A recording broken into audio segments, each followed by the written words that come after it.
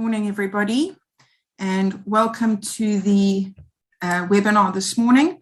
I just need to get my screen sharing working, and then I'll be able to share the screen with you. Just if we can wait 1 minute, it should work in a minute. Welcome to the presentation this morning, the webinar from HR Talk, in understanding UIF and how we claim from it, how does it work, and what are some of the challenges that employers today, as well as employees, are facing when dealing with UIF. For those of you who don't know me, my name is Nikki Hardwick. I have been with HR Talk for almost 20 years now and have been dealing with Department of Labour, as well as many things relating to UIF over the many years. So hopefully I will be able to give you some insight into some of the challenges that are being faced today. Okay, just moving on. All right, so some of the topics that we're going to be talking about is UIF, what it is, who has to pay it, how much and how often. What are declarations? Declarations became quite a big thing just after COVID, and everybody was claiming for TERS. It was at that point that many organizations and companies realized how important the declarations were and what some of the challenges that were faced when the declarations weren't done correctly. How does one go about claiming from UIF? And then also, what are the challenges that employees are faced with when they try and claim and something hasn't been done correctly from the employer's side? What I'll also be talking about very briefly with regards to claiming is what is your legal obligation in terms of an employer when a person leaves your employ. And then finally, some of the challenges that are faced when claiming from both the Department of Labour side as well as the employee side. Okay, so delving straight into it. When we look at unemployment, there are two acts that deal with the Unemployment Insurance Act, and they came into effect on the 1st of April 2002. So the first act that we deal with is Unemployment Insurance Act. And this specific piece of legislation deals with the setup and the running of the fund. So that is how Department of Labour need to be governed in terms of what happens with that money. Where does the funding come from? What are the benefits that you can get from the Department of Labour in terms of the Uninsurance Act? And this element is dealt with specifically by Department of Labour. It's quite important as well when we look at the two different elements, and I'll go back to the other element, because what often happens is, as an organization, we do anything relating to contributions and that kind of thing really well because it is dealt with by SARS. And so the money is paid across, everything is dealt with, really, really nicely. But then we often forget as employers is that there's an element here that is actually managed by Department of Labour. And if the two don't marry up and don't correspond, that's often where there becomes an issue with the employee trying to claim and then coming back to the employer to try and get that information. Again, some of the issues that we come across is very often when a person resigns is the organization or the HR person, whoever it may be, doesn't believe that they have to give that employee documentation because they can't claim. So there's a number of things that we'll be going through today in the hopes that as an employer, you can start to understand exactly what it is that you're required to do. And if you're an employee who has dealt with unemployment, you can understand some of the challenges that we're dealing with. Okay, so as I mentioned before, there's the Uninsurance Employment Act, and then there is the Contributions Act. Now, the Contributions Act deals with the collection of the contributions. So how does that happen? What the employer and employee contributions are, so what percentage is required to be paid, remembering that UIF is not an optional thing. We don't get to decide as employers, as well as an employee, that we want to or not want to pay towards the contributions. There is a caveat in there, is that obviously anybody, and I'll go through it just now, that works for you for less than 24 hours a month is not then deemed to be an employee. and as such, they don't pay towards unemployment. And there's some other elements which I'll go through just now. We also talk about, in this particular act, what is the definition of remuneration? Now, very often your payroll department will get involved in determining, based on this part of the act, what are we actually paying UIF on? So what is the percentage, where does that percentage come from? We also then, in this particular act, we talk about the declarations. Now, this element is dealt with by SARS to a certain degree, because the declarations actually go through to Department of Labor, but the rest of this thing in terms of contributions is dealt with by SARS. And this is often the place, with exception of the declarations, where employers, do very well. So they pay the money across. They know that it needs to happen. It goes across to SARS, but this element of the declarations is where it breaks down. Okay, so if we then have a look at the contributions, now the contributions are based on remuneration, and this is defined in, a little bit more complicated, but is defined in the 4th schedule of the Income Tax Act. It doesn't exclude independent contractors. And I'm going to say here that we need to be very careful, and I'll go into a little bit more now, is what is the definition of an independent contractor? It also excludes pensions. It excludes any sort of retrenchment or severance pay. And it also excludes restraints of trade and then commission. So an employee who is a commission-only earner does not pay UIF, and it becomes obviously a little bit difficult. So should that employee lose their job, obviously not as a point of them leaving willingly, but if they lose their job, they then don't have any sort of contributions that they can go claim from. When we look at the current contributions, that is based on 1% an employee pays, remembering this includes people like domestic workers, and that sort of thing. So if you're an employer that employs a domestic worker, provided they're working for you for more than 24 hours a month, and when we look at 24 hours, if they're working 1 day a week for 8 hours a day, you are then required as a domestic employer to pay, and for them to pay as well. So this is not an optional thing. So when we look at those contributions, it is 1% of employee and 1% employer to an upper limit of 17,712 Rand per month. Now, what that basically means is that if you're earning 30,000 Rand a month, you will only ever be paying to a maximum of 17,712 Rand per month. Now, this limit does change from time to time.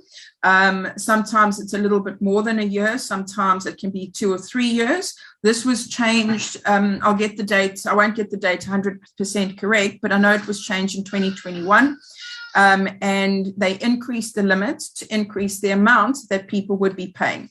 So if a person looks at their payslip, they will see if they're earning over 17,712, they will see an amount there that equates to that 17,712 Rand per month. So that equates to 212,000 Rand, 544 Rand per annum.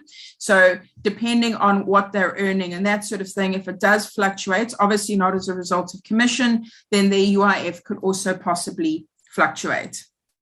Okay, just going back to, going back to independent contractors. This is very important, although it's not specific to the UIF Act and specific to the Contributions Act, is we need to look at the definition of what an independent contractor is.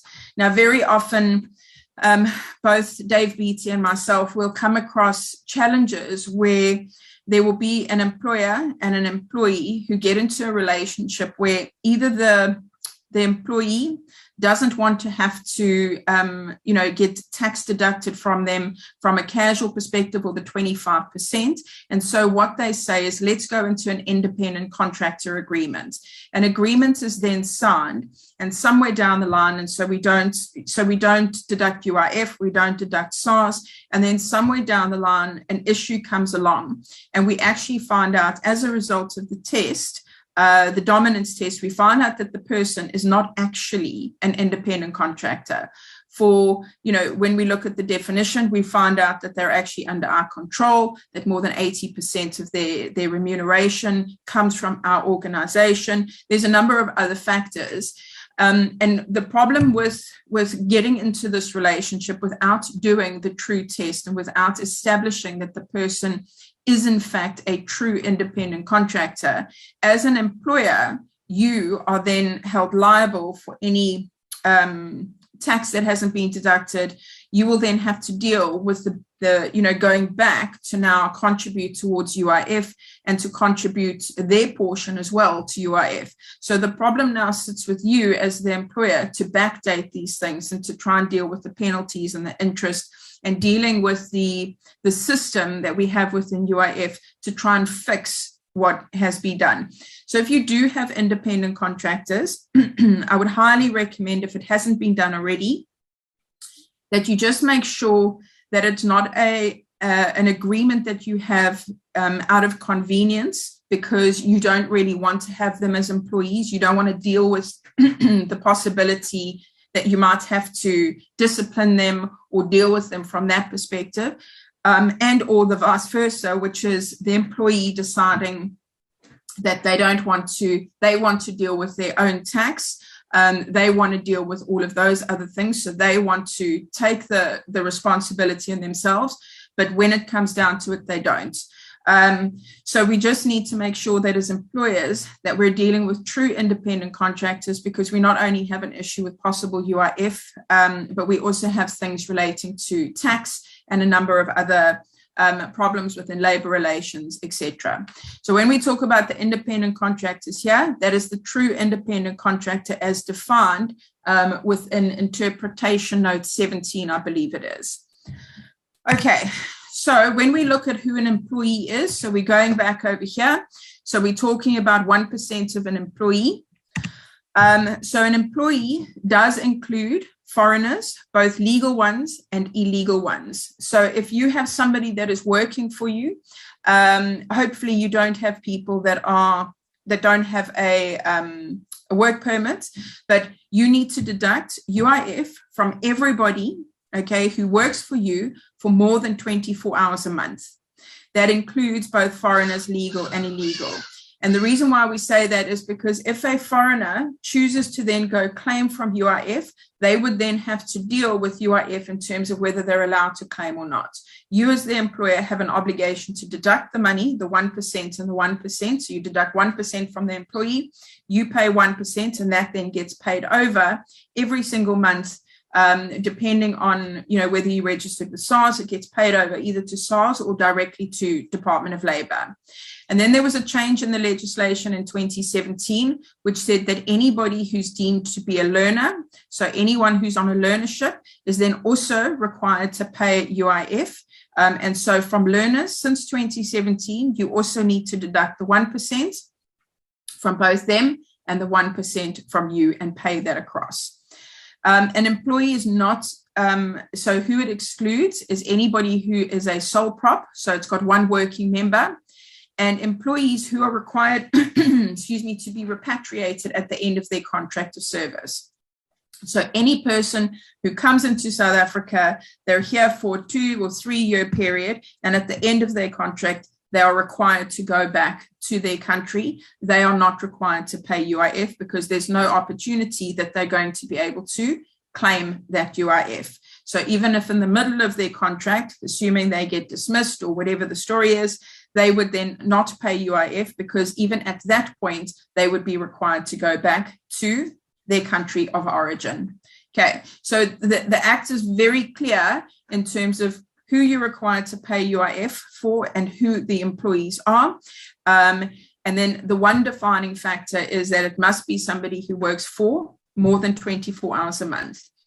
There are some challenges, not for every employer, but we have some clients who have people that in 1 month will work more than 24 hours a month, and the other month they might work less. You cannot just sort of do a blanket thing where you kind of go, well, we don't know what they're going to work, and so we're not going to deduct. So it is important that if you have people that are vacillating between more than 24 hours a month or less than 24 hours a month, that you speak to your payroll department about making sure that you are on the right side of the law here. Because again, a lot of the time when things become problematic, a lot of the challenges is you have somebody who has vacillated, who's, I don't know, possibly working on a temporary basis for you.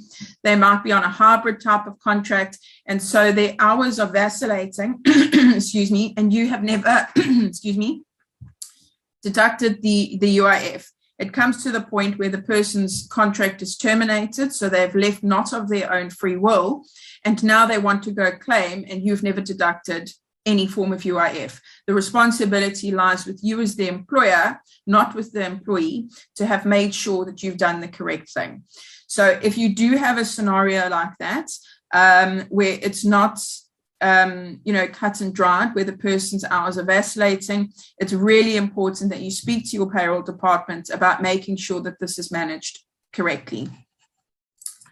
Okay, then we talk about the EMP 201s and the declarations. Now, this is when we went back to COVID, the beginning of COVID, and TERS came into effect. So there was an ability for companies to apply for TERS on behalf of their employees and to pay that across. So I would pay you and get that money back. We found that there was a massive problem where a claim would be made to Department of Labour, and Department of Labour would reject that claim. And the main problem here related to these two elements over here. We still find that there are problems here where people are only doing one side of the coin.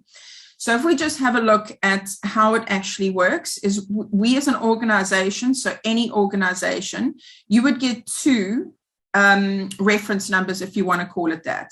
So the one is when you register your business, and you register as a business that's going to be paying PAYE, is going to be paying UIF, SARS will issue you a number which begins with a U. So it's your U number, if we want to call it that. Over and above that number, and this is where the TERS situation came in and people weren't aware that there were actually two different systems, is there's also a Department of Labour reference number. And this number is defined by 7 numbers, / and then another number. And there's two very distinct systems that work with these two numbers. So your U number has all your contributions. It knows that in Nikki's hardware store, every single month, we submit an EMP 201 to SARS that says, this is the amount of tax that I'm paying. This is the amount of UIF that I'm paying. Here's my skills development levy. So from a lump sum total for Nikki's hardware, we are paying X amount of money, and it is allocated to that particular company with their U number, and there sits the money. What SARS will then do is SARS will then need to allocate that money across to the employees. So if I'm paying, for argument's sake, R1,000 and I have 20 employees, SARS doesn't necessarily know how that money is allocated to the 20 employees. They just know that Nikki's hardware is compliant because they have paid the money across. We have the money for that organization, and it has been received. SARS then pays that money or has that money for Nikki's hardware, but this Department of Labour reference number is actually how we start to deal with where does that money go. So whose pot does that money go into? Is there Fred? Is there Bob? Is there Desiree? How does that money, how is it allocated to the two different people? And so this is where, when we dealt with TERS, and it still happens now, where a person will go and claim the organization has done the first part right, i.e. the part with regards to the U number, so the paying across of the money correctly, but has failed to do the declarations correctly. And so that's where employees are now challenged, because they go to claim for UIF and there's no reference, or there's a broken record of their time with you. Okay, so if we then break this down a little bit more, is what is required to happen on a monthly basis. Now, it is important, and a lot of people will know that their EMP 201 is done correctly because they'll get record of it from whether it be their accountant, their payroll department, but they know that this is happening. So firstly, employers are required to submit a payment to SARS before the 7th working day of each month. if the employer is registered with SARS. So if there are no employees that qualify in respect of PAYE, this will be done directly to Department of Labour. But before the 7th of every month, we are required as an organization to submit this document to SARS, basically detailing what money we're paying across. So we need to tell them, as I've mentioned before, we need to tell them what PAYE are we paying, if we have skills development levy, so what amount we're paying. We will talk about, in this example, we'll talk about how much UIF we're paying. So we will tell them what we're paying towards them for our particular company. Then we have the second element, which is the declaration. Now, this is where people are often getting it wrong. They're assuming that their payroll system is doing it automatically, or they're assuming that the people that are running their payroll have actually done this and it's all happening, or they don't even know that it's supposed to be done, and so never ever ask the question.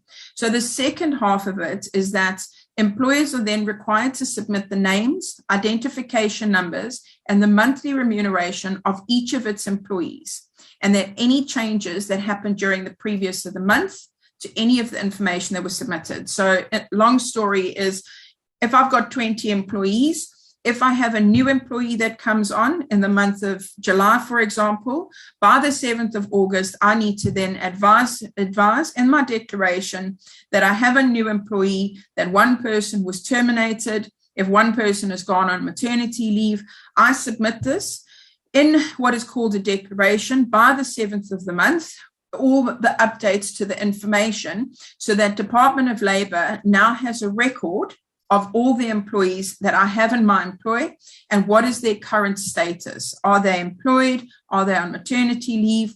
Have they gone? Have they left? What is the reason for them leaving? Are they a non-contributor to UIF? So even if we have people that are working for less than 24 hours a month, it is quite important that you include them on this declaration. And there is an element in the declaration where you can specify that the person is employed by your organization, but they're a non-contributor. This is also quite important on a side note from a workman's compensation perspective, because if a claim is made against workman's compensation for an IOD that was on duty, for an IOD or an injury on duty, if workman's compensation wants to verify that the person was in your employ at the time, they can come back to this declaration to have a look at it and say, you said that Nikki was working for you in February, which is when the accident happened. But if I have a look at your declaration, her name is not on there. So at no point has Nikki ever been on any of your declarations. There is no record that she was even here. Now, that becomes a huge problem from a casual employee perspective, because there's no record that they were there. There's no record that you were paying anything towards it. And so it becomes a problem for you. So even if you have people that are casuals, and or are working less than 24 hours a month, it is a good idea that you include them on the declaration, but include them as a non-contributor to UIF. And the form is quite clear. And if you're doing it through your payroll, they will be able to then assist you with that. Okay. So from these declarations, UIF then builds a history of the contributors. So anytime that an employee would claim benefits, the information required for that calculation is then claimed, well, at least obtained from that database.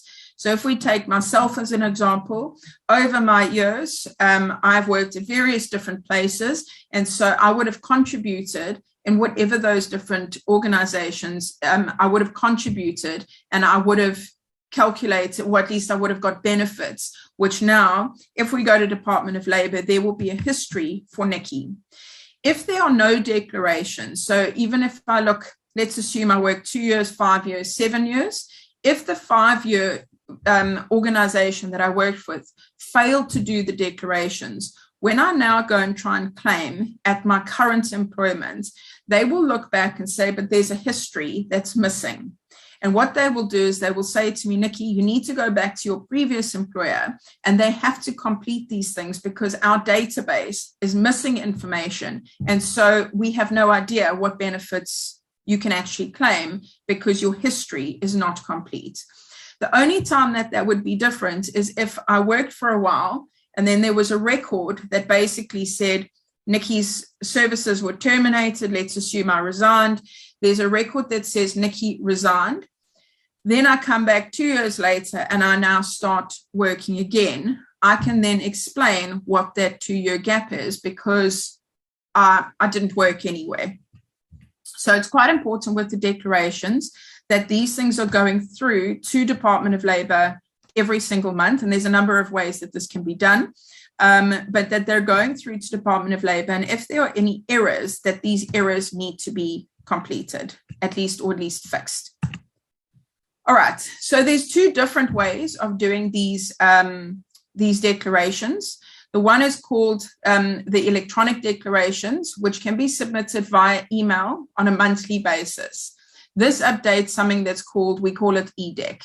Okay, so what happens is a file is sent via your payroll team, or if you have accountants or whatever, it should be sent by them through to the electronics declaration via email. It's sent in a specific format, and that is then, it should be updated almost immediately. But one of the challenges that we have is that we know that it does take a couple of months. And so the record that you have with the employee, if I'm terminated, let's say at the end of June, I submit the declaration by the 7th of July, it's not automatically going to be updated on the 8th. Okay, because Department of Labour still need to process it.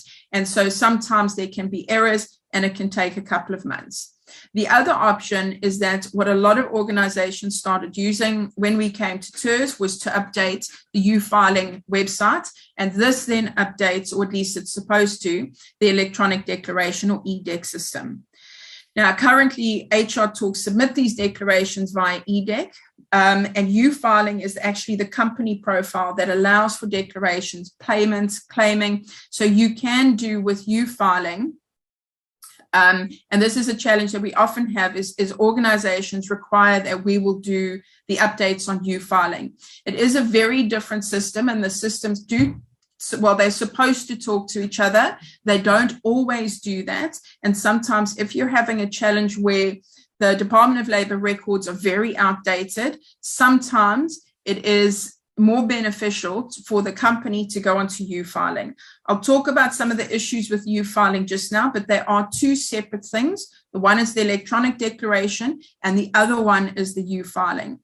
As I've mentioned here, U-filing is a more real-time system. So if somebody is having a challenge, so if I've gone on maternity leave, if I log into U-filing and I update the declaration there, it very often will update on Department of Labour's side a lot quicker than the EDEC system. We have found, and I couldn't give you the exact times now, but we have found that the EDEC system can sometimes be delayed between anything from sort of 4 months to 8 months. But the same information is actually given. It's just 2 separate systems. Okay. The challenge with U-filing is, especially if you have a lot of employees, they do have an API upload facility, but the maximum number of people that you can have on U-filing is 100. So, when I say people, I'm talking about employees. So if you have a company that has more than 100 employees, U-filing is not the option for you, and then you need to continue to use the electronic declarations. Okay. So I hope I've explained that correctly. All right. When we then have a look at claiming, now an employee can only claim in certain instances. So as an employee, I can only claim when my employment was terminated by no choice of my own. So in essence, that is a dismissal, a retrenchment, as if my services were terminated as a result of my illness. Obviously, if I died, my beneficiaries can claim from UIF, the death benefits for U-filing, not for U-filing, the death benefits. I can also claim for things like paternity or parental leave and maternity leave if I have a short-term illness and reduced work time benefits. So I can claim for all of those things as well. The things that I cannot claim for is any time I've elected to leave. Now, it's quite important that we talk about the one here, but if I resign from work, I cannot claim. So I've chosen to leave my employer, and therefore I'm not allowed to claim. And so when we're completing the documents, so the UR19 and the 2.7, it's really important that you actually put on the correct code there of why the person is leaving. And I'm going to explain now, why do we do the UR19 and why do we do the 2.7? Because it's still a challenge. Technically, filing and the declaration should update the system, and there isn't a need for the UR19. Unfortunately, it doesn't work like that. And so the employee, regardless of why they've left, as an employer, you need to be giving them a UR19 and a UR 2.7. That is the document that they get, regardless of the reason why they are leaving. Okay, then I want to talk about elective retirement. So there's a very big misconception, in the country that when I get to retirement age, so that's assuming that whether I have a provident or pension fund or whatever within the organization, there is a policy within the organization that says that when you get to 60, your contract automatically terminates, and I've now reached retirement age. So my organization, my company, what they do is they give me a UR19, it's processed on payroll, and what they do is they put the reason for termination as retirement. And I've had very many employees come back to me after they've retired to say they cannot claim because Department of Labor won't allow them to claim. When they go back to their employer will not change the code. And so the person who's now been made to retire is now stuck because they cannot claim from Department of Labor and their employer won't change the code. So just to explain how it works with retirement, specifically in relation to UIF and claiming, is the way that Department of Labor views retirement is when I get to retirement, I have chosen to leave my employer. I've decided that I don't want to work anymore. And because you've decided you do not want to work, you have left work of your own free will. You have decided that you want to leave. And so you cannot claim in that situation. So the code that we have for retirement on the UIF documentation will basically be saying to Department of Labor, this person has decided to leave and go and not be employed anymore. And therefore, Department of Labor will reject the claim. If, however, the person, as a result of your company policies, so i.e. you have a company policy that says that everybody, when they get to 60, their contract automatically terminates, regardless of whether the person wants to retire or not. Their contract terminates, and therefore they have left, not because they've wanted to leave, but because you as the organization have made them leave. Your policy has said, at that time, you will no longer be employed by this company. There's other elements with regards to fixed term contracts, etc. But at that time, the person has said, you've got to 60 years old and your contract with this company is now no longer. So in that situation, you wouldn't then put retirement because the person hasn't chosen to leave. They have been made to leave as a result of your retirement policy. And so in that situation, the code that you would put would be non-renewal of contract or end of contract, because in essence, their contract has come to an end. And if you do that, the person is then able to go and claim from their benefits because they haven't chosen to leave. Okay, so it's quite important that from a UIF perspective, from your HR department and or your payroll department, whoever is doing your UR19s, that they put the correct code. And I've had many arguments with people regarding that particular code, but Department of Labor will not allow a person to claim if the UR19 specifies that they have left as a result of retirement, because they view that as a willful choice to leave their employer. All right, we also then have other things that people can claim for, and we'll go into, so people can claim some of these things if they go into their own personal filing profile, but a person can claim for paternity leave, maternity. So when we say paternity, it's parental leave. So currently within South Africa, we have parental leave, which is 10 consecutive days of unpaid leave if your child is born. we no longer have that element within basic conditions that allows for the 3 paid days. So we have 10 days of unpaid, or 10 consecutive days of unpaid leave if your child is born. You can then, as the employee, go claim from UIF for the number of days that you were away from work that you did not get paid. You can also claim for maternity leave for the 4 months or however long you've taken off work, up to a maximum of 4 months. You can also claim for short-term illnesses. So if I have to leave work, I do see there's some questions that have come up now, and I'll get to them in a minute. There's short-term illnesses. So if I have been booked off on a temporary disability, I can then also claim from the illness benefit within UIF. And then there's reduced work time benefits, or as many of us know them, short time benefits. I do want to make it clear, though, that all these claims that we have, remembering that a person, as they work, so for every, I think it's 7 days, they get a credit. So they get a credit into their UIF pot. If I then go and continue to claim, so I leave my employer and I claim for 3 months, I start a new job, and then I leave that place, not of my own free will, and I claim again. Every time I claim, the benefit is reduced somewhat. So we need to remember that we can't keep claiming. So if we look at parental or paternity benefits, I can possibly have 5 different children in the year from 5 different people, and then want to take 10 days off, 10 days, 10 days, 10 days, and try and go claim from their benefit. There will be a limit at Department of Labour of how many times I can I can claim for that, because my credits will eventually run out. So all of these things are based on a credit basis, which come from you as the employer submitting the declaration saying, this is what Nikki has worked, this is what she has, and then Department of Labour will take that and will then decide how much and what they are going to be paying.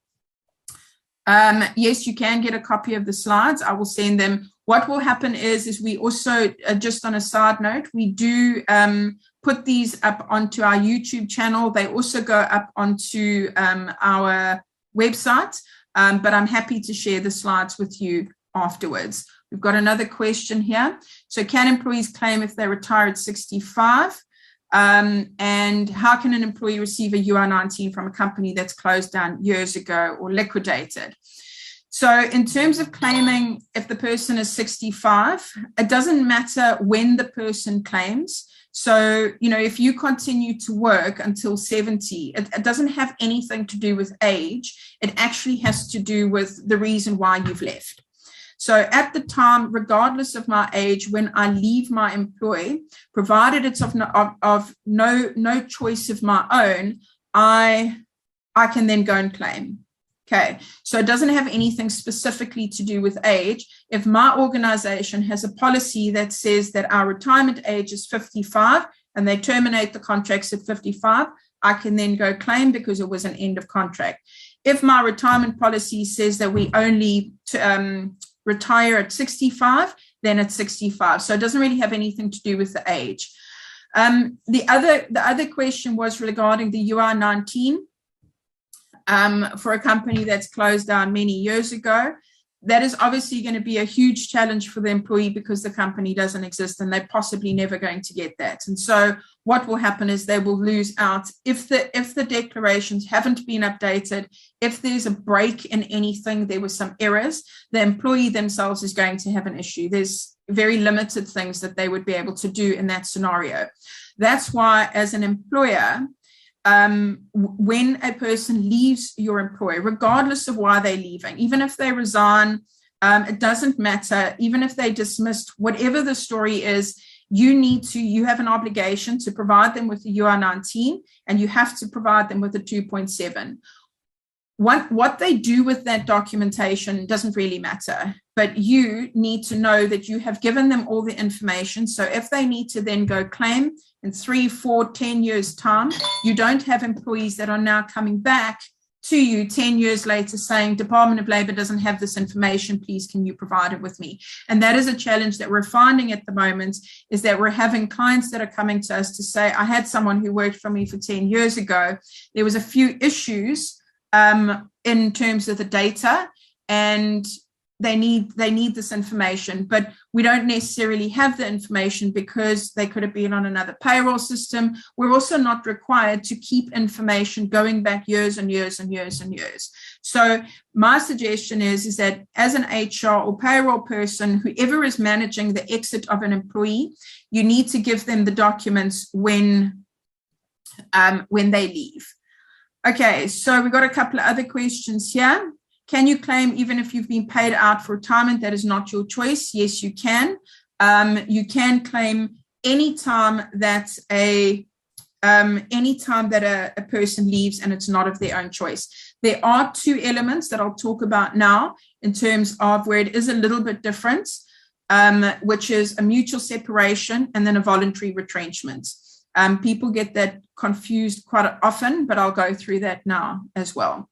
So we've got another question here. When an employee has a combination of paid and unpaid maternity leave, no, the Department of Labor has no consistency with regard to completing the UR 2.7. What is the correct way? Do we stipulate only the unpaid portion? The form asks for a period. We've completed in the paid section. Okay, so basically the question is what happens when you have an employee that has gone on maternity leave and you've paid a portion? So what's supposed to happen in that scenario is remembering that Department of Labor will pay out a portion based on, so Department of Labor will pay out a portion of anywhere between 35% and 65%. But that is what they will do is they reduce their portion, so their 35 to 65%, based on what you are receiving. So if I go on maternity leave and my organization pays me 50% of my salary, in the 2.7, what is supposed to happen is I will say, let's just for easy maths say, I went on maternity leave on the 30th of June. So I got paid my full salary up to that date. On the 1st of July, what should be happening is I should be specifying the person has worked 0 hours, but being paid, for easy maths, let's say 50% is 5,000 Rand. They've been paid 5,000 Rand. What should happen then is that when Department of Labor then does the claim is they say, Nikki, you ordinarily earn 10,000 Rand. We're going to reduce. So we're going to say you are getting 5,000 Rand, and then they work out their portion. So of the missing 5,000 Rand, they will then calculate anywhere between 35 and 65% of the missing portion. There is no way, or at least they don't allow it. So what UIF doesn't do is allow you to get to the point, especially within maternity and those sorts of things, where you actually will be able to get 100%. So if you are paying people, that's what should be happening on the 2.7 is you'll specify the date up until the person left, even if it's in the middle of the month. Then you will say the next period. So if I left on the 5th of July, I will go up until that date. This is what I earned. This is the amount of hours that I was working. Obviously, specify them into months. So go June to June. If it's 1st of July to 5th, then you'll have 1st of July to the 5th. And then you will say the number of hours the person worked and what they earned. And then you will go from the 6th of July to the end of July. And so you go with your 2.7 stating what it is that the person was earning during that time and how much time they obviously worked. Obviously, within maternity, they shouldn't be working anything. That's not to say that you're going to complete the form. It's going to go to Department of Labor and they're not going to ask you for something different. But we found in assisting people with their maternity claims, that is generally accepted when it works that way. So you're specifying the period. So you can't do a full 4-month period. You must pretty much do month for month. And then if it's a part month, you do part months. And so that's really what will happen with the maternity benefits.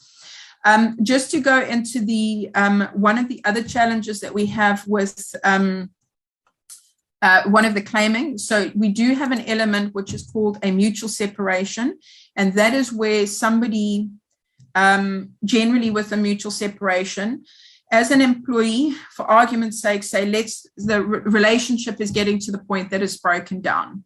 I possibly have done something. I have misconducted myself.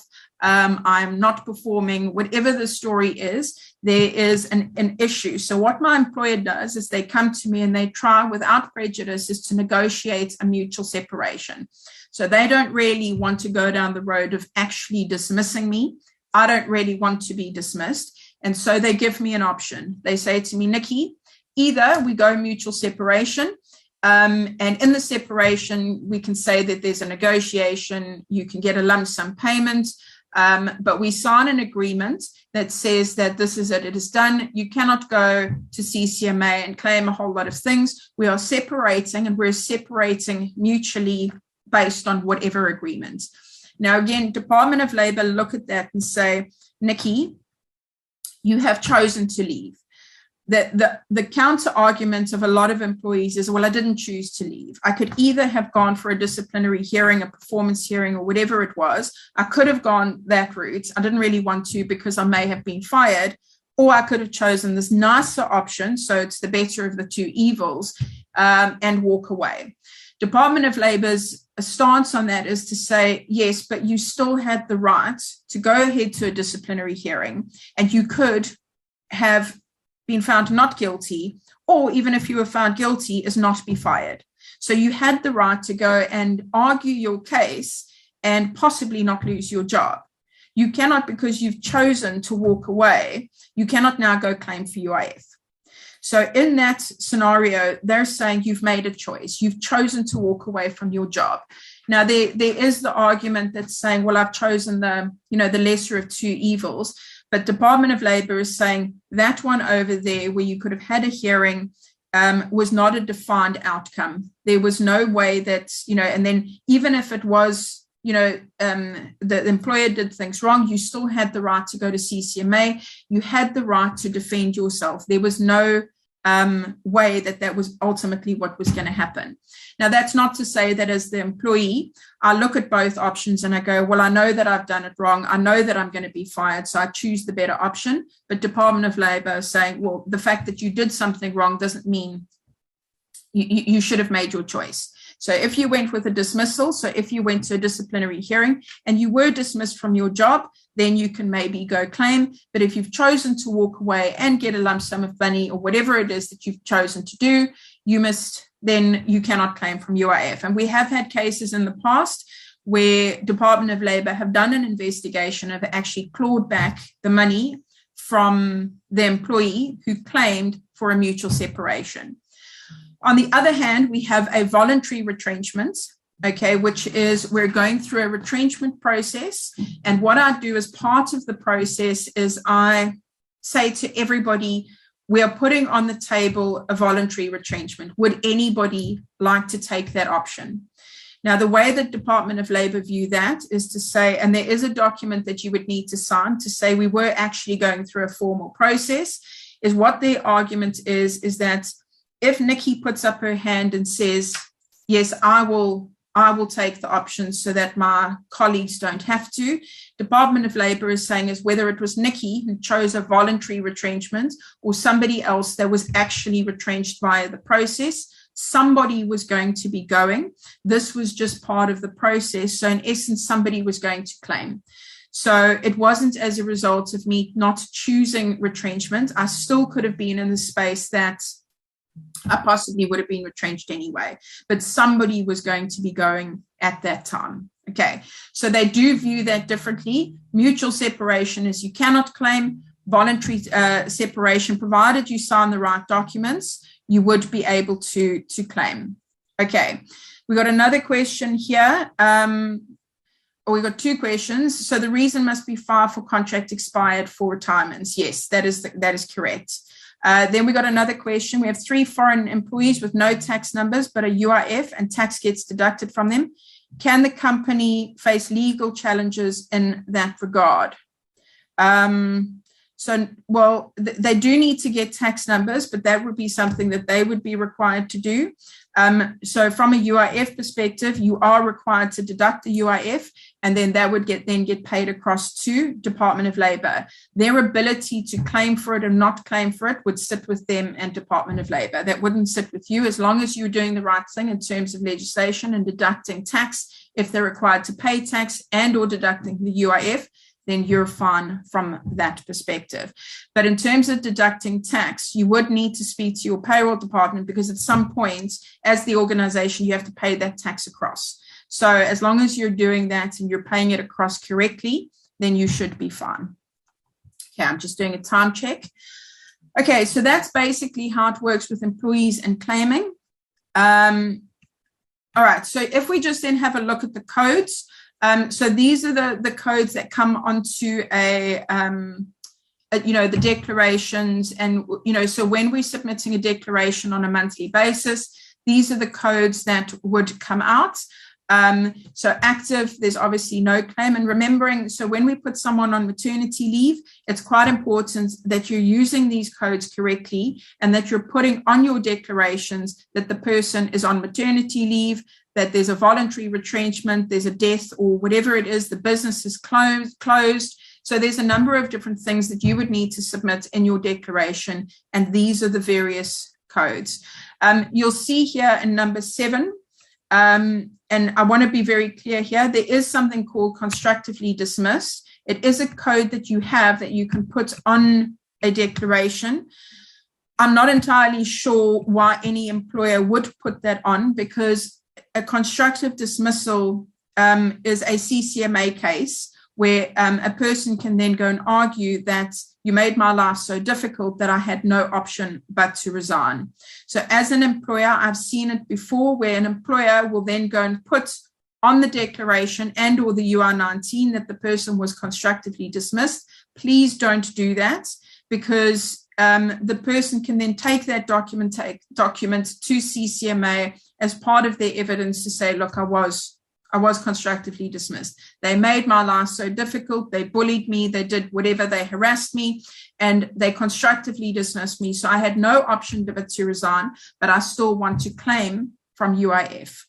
The only time that I think that possibly would be different is if it went to CCMA and CCMA specified in the award that you needed to change it.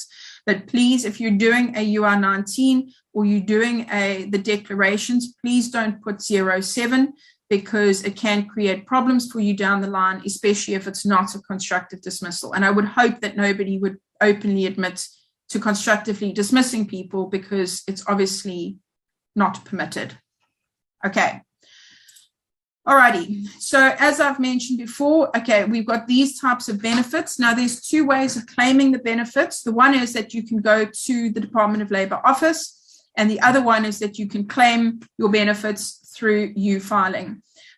We get a lot of very unhappy people when trying to claim your UIF benefits, because especially when it's done through U-filing, because very often the data that they have is not always updated. So provided everything is fine, there's no issues with declarations, and this may not be in your organization, it could be from a previous organization, claiming through U-filing can sometimes be more challenging. So I know the idea of going down to Department of Labor, is not very appealing. But if you're wanting your claim to be done quickly, or if you're wanting your employees' claims to be done quickly, you can very often get involved with an organization. So HR Talk assists our clients with this, is preparing the documentation correctly, having a look to make sure that it's correct, and then recommending, if the person can, is to go down to the Department of Labor office, because they seem to process it a lot quicker face-to-face than if you do it through U-filing. But currently, the benefits that can be claimed via U-filing is normal sort of unemployment benefits, maternity benefits, adoption benefits, and illness benefits. Any death benefits and or paternity, so the 10 days, you would need to go down to Department of Labor to go and claim in front of them. There's no option on the system that allows you to claim for these benefits. And just when we talk about death benefits, what is quite important is that there is a document from Department of Labor, which it's a document that specifies who your beneficiaries are going to be in the event of your death. So it's quite important as the HR department that you ask your employees to get them to sign that, and you keep that in the event that the person dies. you can then give it to their beneficiary and they can go and claim from Department of Labor for the person's death benefits. But without that form, it does become difficult because we don't know, or at least they don't know, who the beneficiaries should be. Okay, so that's how you can claim. When we look at some of the challenges, and I have mentioned this, throughout the training, or at least the webinar, but when we look at the the declarations, sometimes what happens is the information that is received, and this could be either the information that has been sent to Department of Labor, there's a possible error, and that error takes months possibly to come back, or but your payroll department is notified of the error and then doesn't fix it, or Department of Labor just don't receive it, or it's not processed.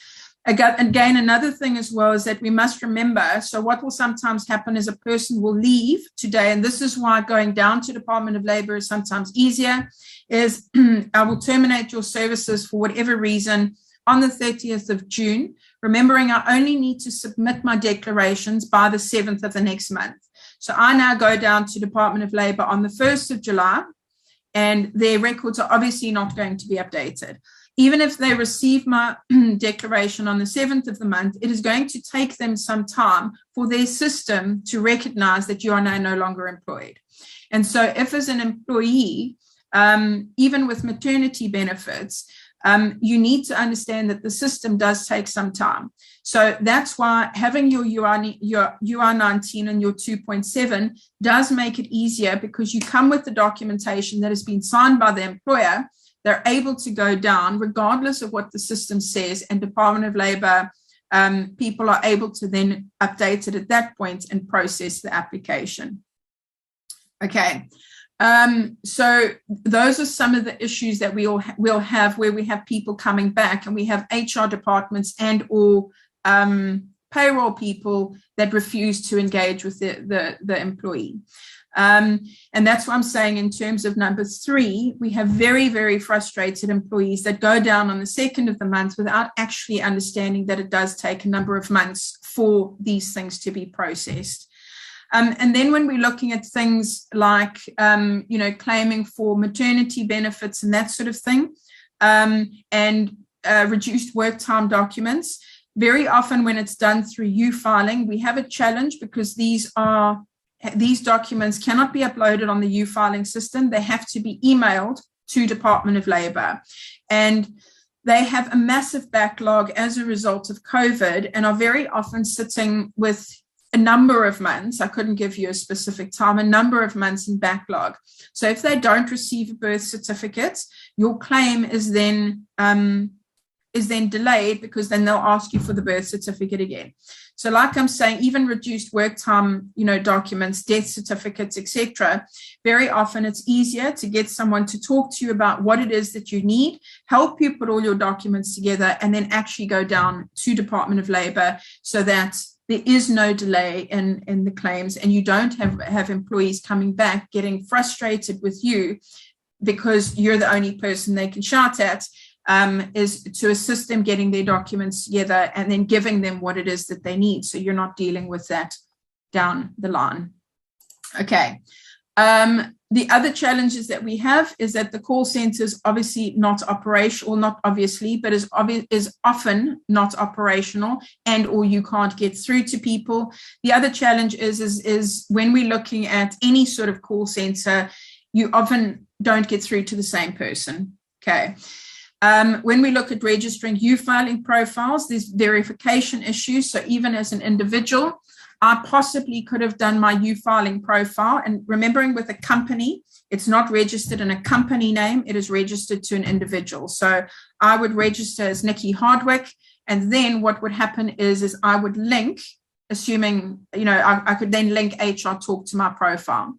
If I lose my password, if I lose my information, I stop working for the company, I disappear, whatever, trying to get access to that, because if I've deleted the email, it's no longer there. Any passwords that would be done, any resets would now be going to an email address that doesn't exist. So it's quite important that if you are going to register a U-filing profile, that information is kept somewhere from a company perspective and not in an individual. So it's not just Nikki holding my individual things. The other thing as well is in terms of verification, they don't ask standard questions. So it's not like somebody could phone on your behalf. They might ask you, what was your cell phone number in 1993? Unless you're lucky like me, where I've had the same cell phone for many years, you might not be there and you may not even know what it is. If you can't answer those questions, you might then get stuck and your profile is then locked. There's a process that you need to go through, but again, that can take months. And then again, with U-filing as well, sometimes there's random system errors that could be there today and not there tomorrow, which then obviously impacts on a person's ability to then claim. Now, most of those things are sorted if the person goes down to Department of Labor. So there are very real challenges, but as an employer, we need to ensure that we're doing our declarations, that we're giving the people the correct documents, that we're making the right choices in terms of why the person is left, and that sort of thing. So from our side, that we're giving them the information that they need to have in order that they can claim. Okay. That brings us to the end of our webinar. I see that there's another question. Okay, so it's not a question. Let me see if there's anything else. So that brings us to the end of the session. I don't know if anyone else has any other questions. If you do have questions, you want to ask them here, you're more than welcome to. The other thing that you can do is you're more than welcome to email us. You can email our UIF helpline, which is uif@hrtalk.co.za. We can help you as best as we can. We can answer some questions. But as I would suggest, you need to make sure that whoever's running your payroll is making sure that your declarations are going through, that they're dealing with any of the errors. And then your UIF department is actually making sure, not your UIF department, your HR department is making sure that your employees are getting the documents that they need to get when they leave, regardless of the reason why they have left. So I hope that everybody has enjoyed the session today. I will stay on for a few minutes afterwards. But like I say, please feel free to email me if you have any questions, and we hope to see you at the next webinar. Thank you, everybody.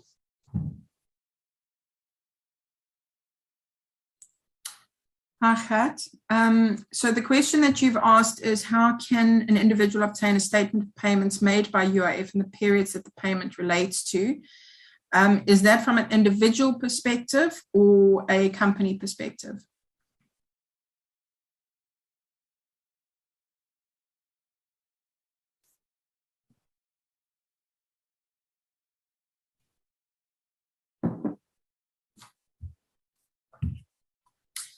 So the best thing to do would be to create your own U-filing profile. So every individual is able to create their own personal U-filing profile. As I mentioned before, please make sure, so if you've never created one before, it's easier for you, but you'll then be able to go on and have a look at the history.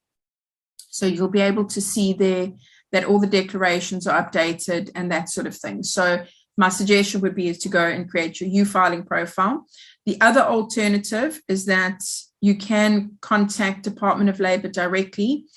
My suggestion would be is email Priyanka at uif@hrtalk.co.za. She deals with UIF quite a lot, and so she might be able to give you some other alternatives if you're struggling to get it from U-filing. Remembering that U-filing is not going to give you, so UIF won't necessarily give you a history going back years and years and years and years, because they work generally on a 4-year cycle. But just message Priyanka and I'm sure she'll be able to assist you. If anyone has any further questions, please feel free to email us at uif@hrtalk.co.za. We're going to be closing the session now. Thank you, everybody, and we hope to see you again.